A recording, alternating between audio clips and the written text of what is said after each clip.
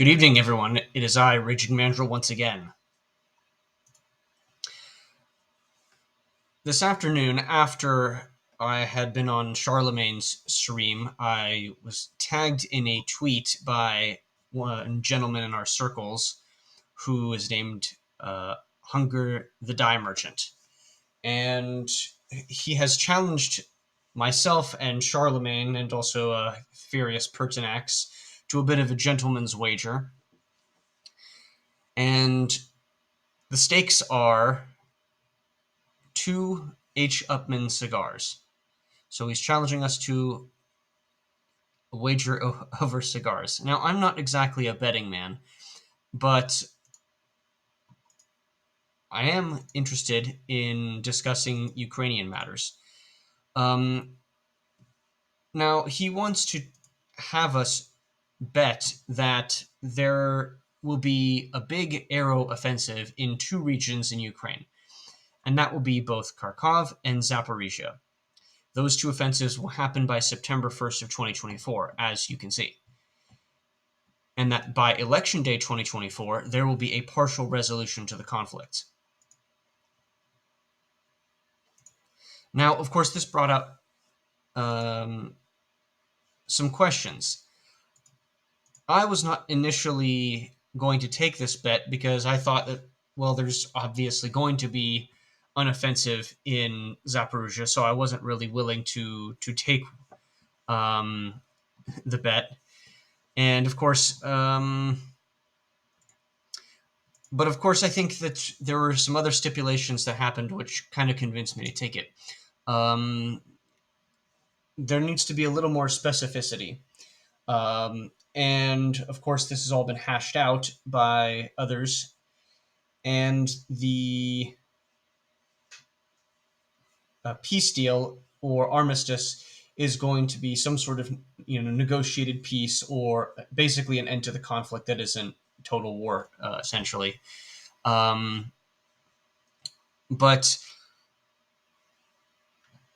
we also had the stipulation of what happens if the Ukrainians simply collapse along a broad front rather than in the face of a pointed offensive.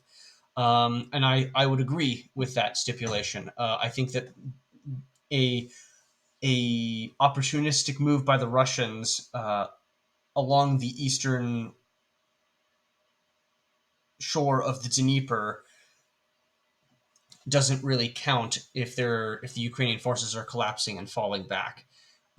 So this has to be a planned offensive, and I actually thought about it, and I disagree that there will be 2 offensives. And the reason why I say this is looking at the terrain, looking at the stated goals of Russia and its off ramp for this war.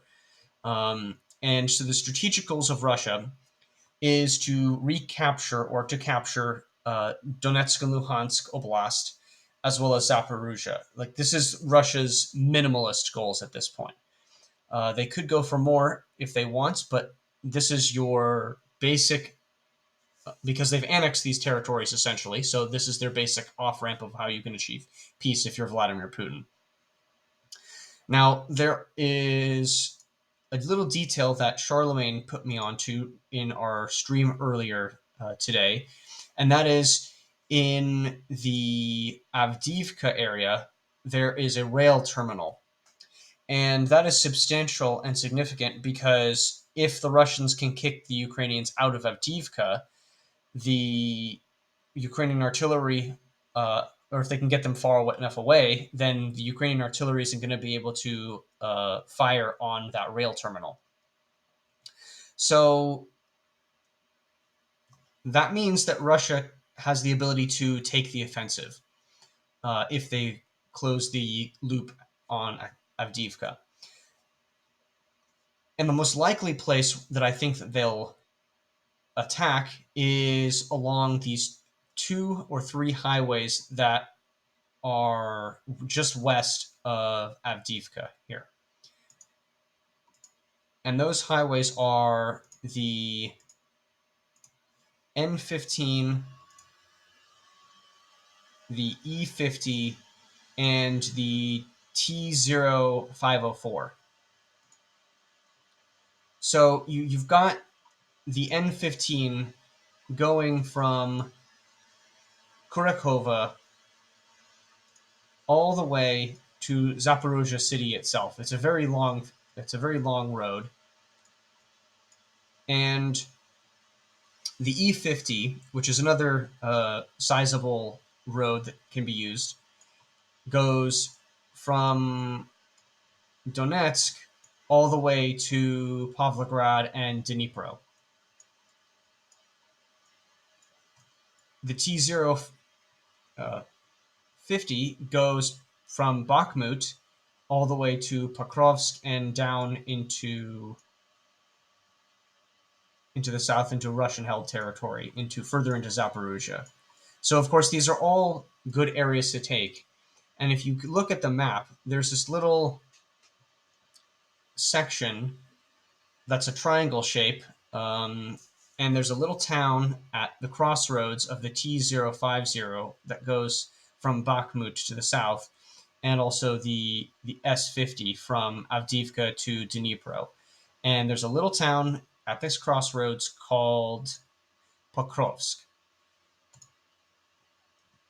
And because there's this intersection of roads here, and because of what we know of armor doctrine and ground warfare, it makes sense for the Russians to be able to use the rail terminal near Avdiivka to use for resupplying purposes.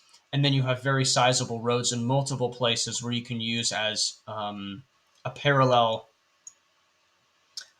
attack axis for a lot of Russian forces, for their armor specifically, but also it allows them to supply. These are large roads, and it allows you to have the logistics necessary to maintain any sort of forward momentum. So that's just looking at the map right there. And of course, there's not as many little fortified towns and such between Dnieper not Dnieper, Donetsk and Zaporozhye city and Dnipro along these roads. So it'd be very simple for the Russians to do that. The next is the Russian headache at Ugledar. Ugledar is a very small place. It has been giving the Russians a lot of trouble because of the nature of the terrain and the way that the Russians could basically make that place not as much of a headache for them is to essentially bypass it, cut it off, and take it from the rear. And so that is how you would deal with that problem from the Russian perspective. So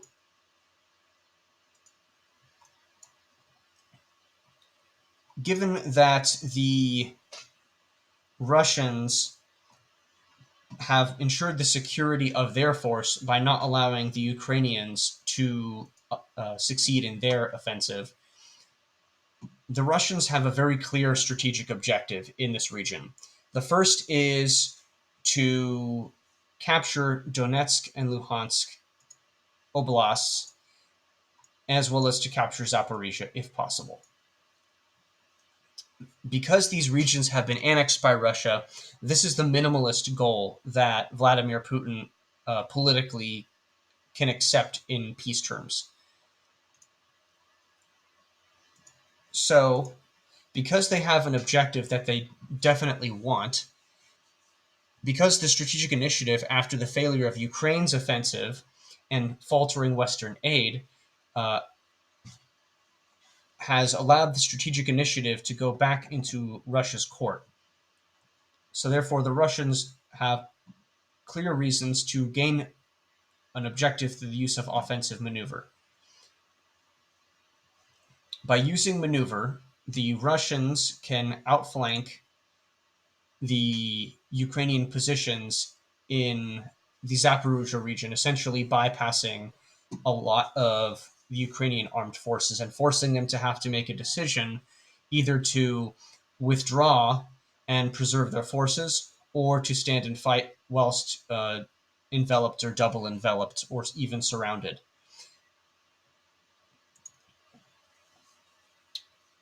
The Russians, I think, will not engage in a dual offensive in both Zaporizhia and Kharkiv, as hunger suggests. And the reason why that is because of simplicity and economy of force.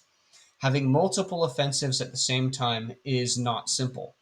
Having a simple plan, which is executed well at the operational and even strategic level, is going to be more beneficial for a essentially recently conscripted army.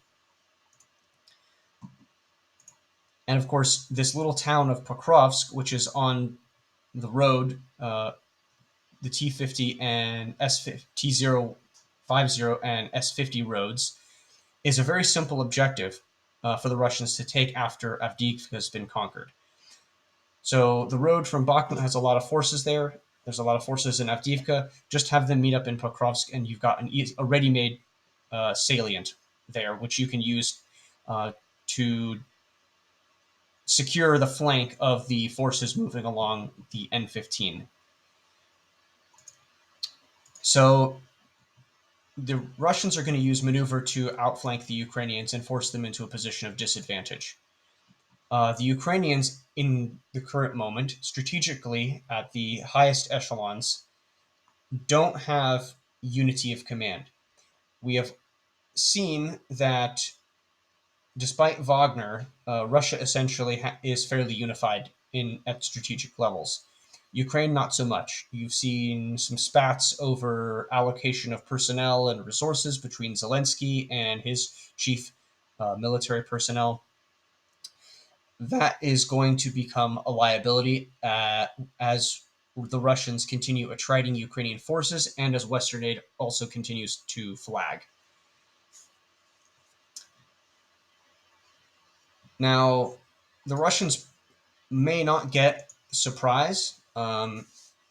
This is the obvious area, I think, where you would launch an armored assault because you have fairly sizable roads next to a rail hub. If the Ukrainians were smart, they would realize this. So I don't think that the Russians will necessarily have surprise in their corner when and if they launch this attack. Which means that if you don't have surprise, you have to overcome surprise with enough mass. So you have to use logistics, you have to concentrate forces, you have to do all of that in order to have sufficient manpower and equipment in order to break through enemy defenses. And of course, it's easier to do that if you have, of course, simplicity. And if you are having all of your forces from Bakhmut, from Avdiivka, uh, concentrate in Pokrovsk, that's a real simple area just to go after, right? You're just everybody goes to the same place. Everybody goes to the same point. It's simple, it's easy. Everybody's going to one spot. So that's why I think that there will not be multiple offensives. It doesn't make sense, and because Russia, if it's going to try to advance towards Zaporozhye, it will need to advance along the N15 and the S0 or the T050 and S50 roads. And so, with all that said, um, on the strategic front and whether or not Ukraine will make peace terms is, I think, really going to be dependent on the continuous providing of Western aid and arms. If the West offers and can offer more aid, Ukraine will continue to fight. If not, I think we will see Ukraine begin to slowly degrade and then collapse. If the aid is moderate, Russian success and Ukrainian collapse will be dependent on uh, Russian tactical success and brilliance. But of course, to get back to the bet, So I will say that no, there will be no big air offensive in Kharkov and Zaporozhye. In fact, I think that the offensive is not actually going to be in Zaporozhye properly. I think that the offensive is going to start in Donetsk, near this rail hub near Avdiivka. And so that's number one. And then number two, by election day 2024, I don't think there's going to be a partial resolution of the conflict. I don't think there's going to be any sort of uh, settlement. I think that there are all sorts of objectives at the strategic level that are going to um, be in play and incentivize Vladimir Putin to continue this war, even though he needs to, or he should reasonably want to wrap this up after 2 years of conflict. So that's my take on the issue. Hunger, you're on for a cigar, man.